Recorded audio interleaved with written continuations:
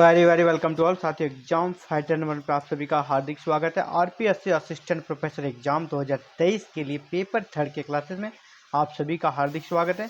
Paper third जहां पर हम लोग अभी राजस्थान जीके को देख रहे हैं, क्योंकि पेपर थर्ड राजस्थान है और राजस्थान के हिस्ट्री के सेक्शन को हम लोगों ने स्टार्ट किया है और राजस्थान के इतिहास को पढ़ रहे हैं। तो पेपर थर्ड की तैयारी एग्जाम फाइटर नंबर काफ़ी पहले आरम्भ हो चुकी है और आप अगर चैनल पर नए हैं तो हमारे प्लेलिस्ट में जाएं और RPSC assistant professor paper third type करें। आपको सभी प्रीवियस क्लासेस वहां पे उस प्लेलिस्ट में मिल जाएगी और आप प्रीवियस क्लासेस को देख के अपनी तैयारी को स्टार्टिंग से लेकर अभी तक, जैसे स्टार्टिंग मैंने सिलेबस के बारे में बताया, फिर क्लासेस स्टार्ट किया, सभी प्रकार के क्लासेस और वीडियोज़ को आप देख सकते हैं। आज फिर से एक नई क्लास में आप सभी का पुनः हार्दिक स्वागत है। और जो नया टॉपिक आज हमारा राजपूत वंश के बारे में पढ़ रहे हैं। इसमें से एक बहुत ही महत्वपूर्ण शासक रहे और इतने फेमस हुए हैं तो उस पर एक मूवी भी बन चुकी है। वो है हमारे रावल रतन सिंह। रावल रतन सिंह जो चित्तौड़ के शासक थे, इन्हीं के बारे में जानेंगे। उसकी और उनकी जो बेगम थी, उनकी बेगम तो नहीं कह सकते, रानी बेगम तो होता है क्या, जो मुस्लिम शासक होते हैं वो बेगम कहते हैं, लेकिन ये हिंदू शासक थे। इनकी महारानी, रानी जो कह सकते हैं, रानी पद्मिनी। रानी पद्मिनी अपने सुंदरता के लिए काफ़ी प्रसिद्ध थी और इन पर एक मूवी भी आई है जिसको आप फोटो में देख पा रहे हैं। दीपिका पादुकोण जी हैं जिन्होंने पद्मिनी का रोल किया था और रावल रतन सिंह का रोल शाहिद कपूर ने किया था। और नीचे आप देखेंगे यहाँ पे एक है, वो है अलाउद्दीन खिलजी। तो तीनों का कह सकते हैं यहाँ पे लिंक जुड़ा हुआ है, इससे रिलेटेड प्रश्न आते हैं, है ना। रावल रतन सिंह, पद्मिनी और अलाउद्दीन खिलजी। और ये इस मूवी को आपने अगर देखा होगा तो आपने सारी स्टोरी को अच्छे से समझ लिया होगा। और अगर आप राजस्थान के हैं तो ये मूवी आपने ज़रूर से ज़रूर देखा होगा, क्योंकि राजस्थान के इतिहास को जब कोई मूवी दिखाती है तो कोई भी ऐसे राजस्थान के लोग नहीं है जो उस मूवी को देखना नहीं देखे होंगे, सभी ने ज़रूर देखा होगा। चलिए स्टार्ट करते हैं आज के इतिहास को। रावल रतन सिंह और रानी पद्मिनी के बारे में जानेंगे। रावल रतन सिंह एंड क्वीन पद्मिनी का इतिहास को जानेंगे। इससे रिलेटेड जो प्रश्न आते हैं उसको डिस्कस करेंगे आज के इस टॉपिक में। चलिए स्टार्ट करते हैं। रावल रतन सिंह और रानी पद्मिनी के बारे में हम लोग जान रहे हैं आज के क्लासेस में। तो रावल रतन सिंह कौन थे? रावल रतन सिंह गुहिल वंश के शासक थे।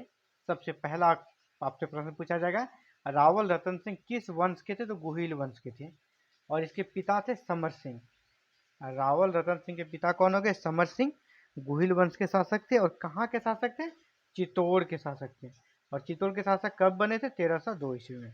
रावल रतन सिंह चित्तौड़ के शासक 1302 ईस्वी में बने, लेकिन दुर्भाग्य से यह सत्ता का उपभोग अच्छे दिनों तक नहीं कर पाए, क्योंकि 1303 ईस्वी में दिल्ली के सुल्तान अलाउद्दीन खिलजी की नज़र पड़ी, जो एक साम्राज्यवादी शासक था। उन्होंने चित्तौड़ पर आक्रमण करने का निर्णय लिया और इसे 1303 में ही दिल्ली के सुल्तान अलाउद्दीन खिलजी, जो बहुत ही महत्वपूर्ण और मजबूत शासक, इनकी बहुत ही कह सकते हैं बड़ी सेना थी और कह सकते हैं हर तरीके से पारंगत सेना थी, उस सेना का आक्रमण इस छोटे से चित्तौड़ राज्य पर हो गया। और वहाँ के शासक थे रावल रतन सिंह, लेकिन उन्होंने बहुत ही बहादुरी से इनका सामना किया। कारण के बारे में जान लेते, आक्रमण क्यों किया। तो जो मूल कारण था और जो कह सकते हैं मेन कारण था, जो कि सबसे सटीक कारण है, वो है अलाउद्दीन की साम्राज्यवादी नीति। और साम्राज्यवादी शासक क्या करते हैं, कभी भी वो रुकते नहीं हैं, टिकते नहीं एक जगह पे। वो एक क्षेत्र को कब्जा करने के बाद नए क्षेत्र को हमेशा ढूंढते रहते हैं जो भौगोलिक और व्यापारिक दृष्टि से उन्नत हो। तो चित्तौड़ इसमें बिल्कुल फिट बैठता है। चित्तौड़ की भौगोलिक स्थिति और चित्तौड़ की जो व्यापारिक ये उपयोगिता है, इन दोनों ही दृष्टिकोण से चित्तौड़ काफ़ी महत्वपूर्ण स्टेट बना हुआ था। और चित्तौड़ में हिंदू शासक हुआ करते, राजपूत शासक थे रावल रतन सिंह, जो कि कह सकते हैं कि अलाउद्दीन खिलजी, जो कि पूरे भारत पर कब्जा करना चाहता था, पूरे भारत में एक छत्र राज बनना चाहता था और उनका बादशाह था और मजबूत सेना थी, उनकी कह सकते आंखों की किरकिरी बन चुका था चित्तौड़। और चित्तौड़ की कहानी को उन्होंने काफ़ी पहले सुना था कि चित्तौड़ के लोग काफ़ी वीर होते हैं, काफ़ी साहसी होते हैं और चित्तौड़ कभी भी किसी के अधीन नहीं रहा है और अपराजय किला है चित्तौड़ का किला। तो उन्होंने अब 1303 में चित्तौड़ को जीतने का निर्णय किया और अटैक कर दिया। लेकिन कहीं कहीं इसी को लेकर विवाद है। हालांकि इस विवाद के कारण जो मूवी आई थी पद्मावत, उस पर भी काफ़ी विवाद हुआ था। पहला कारण हम लोगों ने क्या देखा, उनकी साम्राज्यवादी नीति थी, साम्राज्यवादी नीति, और यही मूल कारण है, और उनकी व्यापारिक उपयोगिता, इनके कारण उन्हें अटैक किया। लेकिन एक पुस्तक है जिस पुस्तक का नाम है पद्मावत। पद्मावत पुस्तक किसने लिखी है? मलिक मोहम्मद जायसी ने। कब लिखी है? 1540 ईस्वी में। अकबर के शासनकाल में लिखी, काफ़ी दिनों के बाद। मतलब ये जो घटना हुई 1303 की है, लेकिन पुस्तक कब लिखी है? 1540 में मलिक मोहम्मद जायसी ने लिखी है। इन्होंने अलाउद्दीन के जो चित्तौड़ पर अटैक किया था उसके पीछे का जो कारण दिया है वह कहा है कि अलाउद्दीन के चित्तौड़ आने का कारण रावल रतन सिंह की पत्नी पद्मिनी को बतलाया है। इसका कहना है कि पद्मिनी इतनी खूबसूरत थी, इतनी सुंदर थी और पूरे विश्व की सबसे खूबसूरत महिला थी कहा जाता है। और इसकी सुंदरता से प्रभावित होकर, इसकी सुंदरता के बारे में जब अलाउद्दीन ने सुना तो उसको इसे पाने की इच्छा हुई और इसीलिए उन्हें पद्मिनी को पाने के लिए चित्तौड़ पर आक्रमण किया और कह सकते हैं कि चित्तौड़ का किला भी जीता और पद्मिनी को प्राप्त करने का प्रयास किया।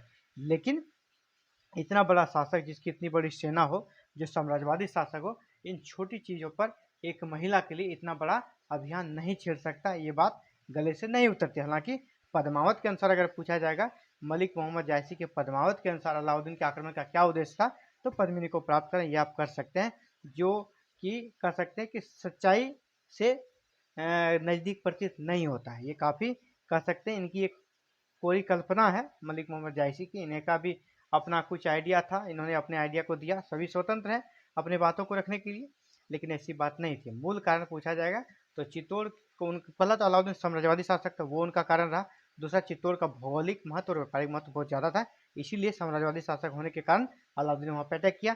और पद्मावत में क्या कहा है कि पद्मिनी को पाने के लिए किया था। हालांकि वो पद्मिनी को प्राप्त तो नहीं कर पाए, अगर ऐसी भी बात रहे तो भी पद्मिनी को प्राप्त वो नहीं कर पाए।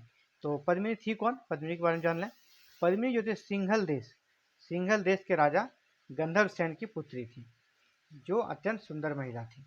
पद्मिनी कौन थी? सिंघल देश के राजा गंधर्व सेन की पुत्री थी। रावल रतन सिंह इस युद्ध में कह सकते हैं कि बहुत ही बहादुरी से लड़े, लेकिन अंततः वीरगति को प्राप्त हुए। जैसा राजपूत अपने वीरता के लिए जाने जाते हैं, वो हार नहीं मानते और अंतिम क्षण तक लड़ते हैं, युद्ध भूमि से पीठ नहीं दिखाते हैं। तो उसी तरह रावल रतन सिंह ने भी साहसिक परिचय दिया और उन्होंने युद्ध भूमि में लड़ते लड़ते वीरगति को प्राप्त किया। इसके साथ उसके दो सेनापति जो थे, एक थे गोरा और दूसरे थे बादल। गोरा और बादल किसके सेनापति? रावल रतन सिंह के। उन्होंने भी इस युद्ध में अलाउद्दीन खिलजी की सेना का मजबूती के साथ सामना किया और वो भी काफ़ी कह सकते हैं अपने यादगार छवि बनाकर इस दुनिया को छोड़ दिए और वो भी शहीद हो गए।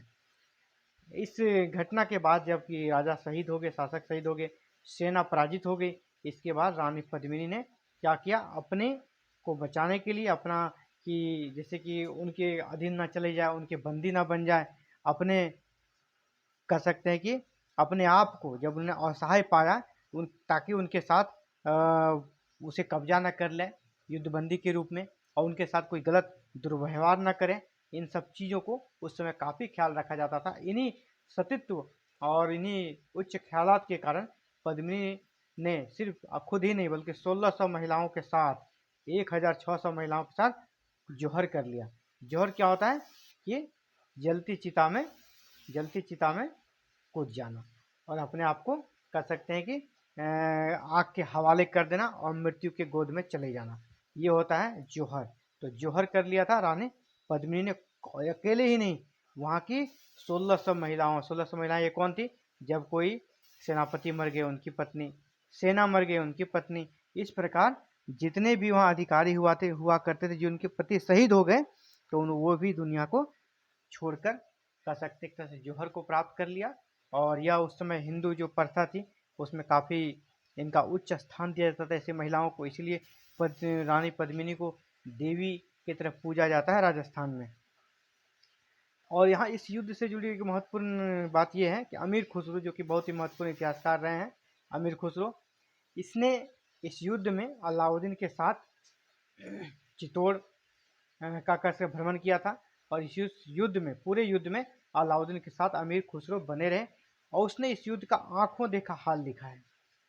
जो चित्तौड़ का युद्ध था अलाउद्दीन और रावल रतन सिंह के बीच, इस युद्ध का आंखों देखा हाल कि आज क्या हुआ, कल क्या हुआ, पूरा लिखा अमीर खुसरो ने। इसकी पुस्तक का नाम को आपको याद रखना है, तारिक-ए-अलाई, या दूसरा इसका नाम है खजाइन उल फुतूह। आपसे पूछा जाए खजाइन उल फुतूह का संबंध किस चीज़ से है, तो चित्तौड़ युद्ध अलाउद्दीन और जो रावल रतन सिंह के बीच हुई, तो इसका वर्णन उसमें क्या है। या अगर पूछेगा तारिक-ए-अलाई का संबंध किससे है, ये भी चित्तौड़ युद्ध के बारे में लिखा है। किसने लिखा है? अमीर खुसरो। याद रखिएगा, तारिक अलाई और खजाइन उल फुतूह दोनों एक ही पुस्तक है। इसके लेखक अमीर खुसरो हैं, जिसमें चित्तौड़ अभियान जो किया था अलाउद्दीन खिलजी ने, उसके इस अभियान का आंखों देखा वर्णन किया है। जब उसने चित्तौड़ को जीत लिया तो अलाउद्दीन ने अपने पुत्र खिज्र खां को चित्तौड़ का प्रशासक नियुक्त कर दिया और चित्तौड़ का नाम बदलकर क्या कर दिया? खिजराबाद। आपको ये पूछा जा सकता है कि अलाउद्दीन खिलजी ने चित्तौड़ को जीतने का उसका नाम क्या कर दिया? खिजराबाद। या अलाउद्दीन चित्तौड़ को जीतने के बाद वहाँ का शासक किसे बनाया? तो खिज्र खां को, अपने पुत्र खिज्र खां को। तो ये था साथियों आज के लिए एक हम लोगों ने महत्वपूर्ण शासक को देखा, महत्वपूर्ण शासक के बारे में जाना। फिर से अभी हम लोग राजपूत के जो महत्वपूर्ण शासक हुआ करते हैं उनके हिस्ट्री को जानेंगे। फिर नेक्स्ट क्लास में अगले जो क्लास होगी उस क्लास में फिर से नए शासक के बारे में, उनके महत्वपूर्ण उपलब्धियों के बारे में जानने का प्रयास करेंगे। आज के क्लासेस में इतना, फिर से मिलते हैं नई क्लासेस में। तब तक के लिए आप स्वस्थ रहें, अपने शरीर का ध्यान रखें और तंदुरुस्त रहें और अच्छे से पढ़ाई करें। Thank you very very much for watching this video और connecting to exam fighter number 1। साथियों, आप भी चाहते हैं राजस्थान असिस्टेंट प्रोफेसर पेपर 3 की तैयारी करें, बिल्कुल यूनिट वाइज सिलेबस, पूरे सिलेबस की तैयारी करें, तो हमारे साथ जुड़ सकते हैं बिल्कुल मुफ्त में, बिल्कुल फ्री में। आप पूरे सिलेबस की तैयारी, पेपर 3 की तैयारी हमारे साथ कर सकते हैं और आप आराम से, हमारे टारगेट है 45 प्लस, आप 45 प्लस मार्क्स ला सकते हैं पेपर 3 में। ये आपको गारंटी देता हूँ, ये आपको एश्योर करता हूँ। Thank you very very much for watching this video और कनेक्टिंग एग्जाम फाइटर नंबर 1। साथियों, अगर चैनल पे नए हैं तो आप सभी से रिक्वेस्ट, चैनल को सब्सक्राइब करें, बेल आइकन को प्रेस करें, ऑल बटन को क्लिक करें, ताकि आने वाले नेक्स्ट सभी क्लासेस की वीडियो का नोटिफिकेशन आपको मिले और आप उसे देखकर अपनी तैयारी को कंप्लीट कर सकें। इसके साथ ही ऑल ओवर इंडिया कहीं से भी job related vacancy, job related कहीं भी सूचना आती है तो उसकी सबसे पहले इन्फॉर्मेशन यहाँ पर दी जाएगी।